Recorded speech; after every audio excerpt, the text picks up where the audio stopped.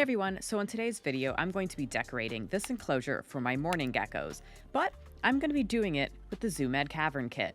I also have all of this other stuff here, different substrates, different plants, and it's just a variety of decor. But the first thing that I'm doing is I'm taking this non-adhesive shelf liner, which is safe to use in enclosures, and I am just cutting it to size of the base of my enclosure. So mine is 12 by 12, so I just measured 12, which is the exact length of a ruler, and cutting it along the line, and then I am placing it in the base of my enclosure. This is primarily for cleaning. I am putting it in there and pressing it down. There is a little bit of a fold up on the sides, which just stops anything from getting under there. And now we're introducing the Cavern Kit. Now this is primarily used for arid enclosures, but I'm actually trying it out to use it for a background because acrylic is immune to the spray foam silicone situation. I had never seen this done before on the internet, but I wanted to see if it worked. I am going to be putting cork bark over it and assorted substrates that can be misted. Now when you add water to this, it's going to turn from that sand texture into a moldable texture, almost like clay.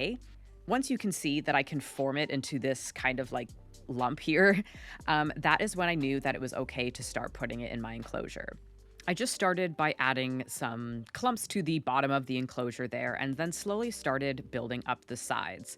And I'm trying to keep it thick enough that it wouldn't just crumble.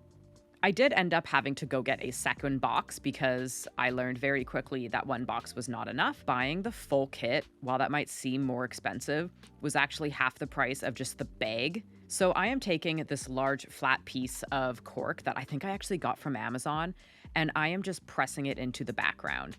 I pushed it in enough that it kind of dented the background, but to be safe, I did press some extra over the side here just to really cement it in there.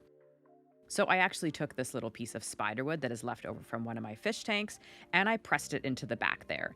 Then I went ahead and took another piece of spiderwood to add yet another branch.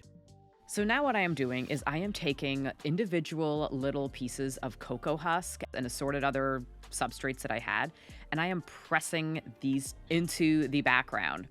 And then I'm taking this one piece of wood that came from a miscellaneous bag at a reptile expo, and this fast forwards us onto the next day, and I'm adding yet another little branch of spiderwood into the top there.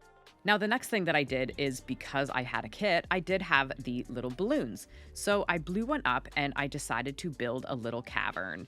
So I just kind of pressed it there for now, and then I'm going to go back and cover it later. But in the meantime, I did take this, I believe it is banana wood, and I stuck that in there as well for a perch that comes out more towards the front. And it's another texture, so it looks cool. But back to the balloon. This balloon has a string on it so that you can pull it out when it's done. I do come back to it at a couple points and tidy it up even more, but that's what we started with. And then I am adding the second piece of clay. This is the same as the one that's at the bottom. But as you can see, this one I am really going and overlapping the excavator stuff over the cork because I didn't want there to be a big gap that my mourning geckos can go and hide in. Next, of course, I needed a ledge in order to put my food dishes, so I am taking this mushroom thing and pressing that into the background about 3/4 of the way up. And then I am adding these random leaves that have fallen off of larger vines just to add a little bit more greenery. Now, the next thing that I did have here is that liana vine, but next up is the kind of painstaking process. So I took the chips and I pressed them one by one by one into the background, and I misted it as I went so that it stayed wet, so it was a little bit easier. So the next thing that I'm doing is I am going ahead and just adding a variety of substrates into the bottom. The first thing that I put in was some cocoa husk, and now I am going and adding dirt from a plant that I bought at an expo.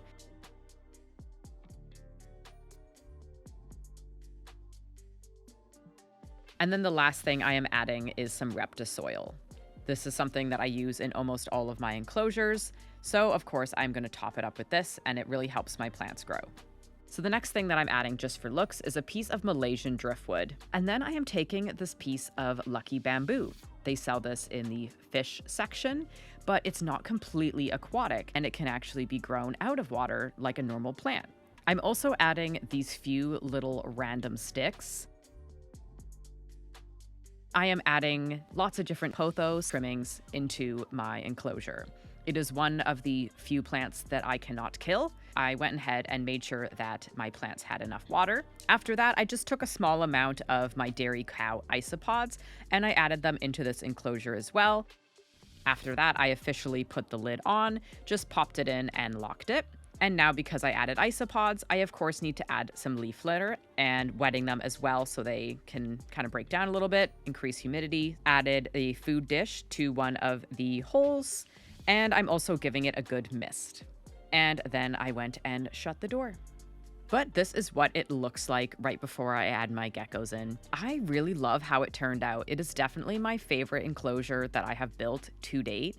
It is definitely the most natural. I just think it looks really nice. I absolutely love it. Because this is just decorating, I did not show me adding like my thermostat or a heat lamp or anything like that, but I do have that as well. Now I will go ahead and show you the clips of me adding my mourning geckos into it, which, you know, wasn't as exciting and eventful as I thought it was going to be. I just put the cup in there and they slowly crawled out at their own time.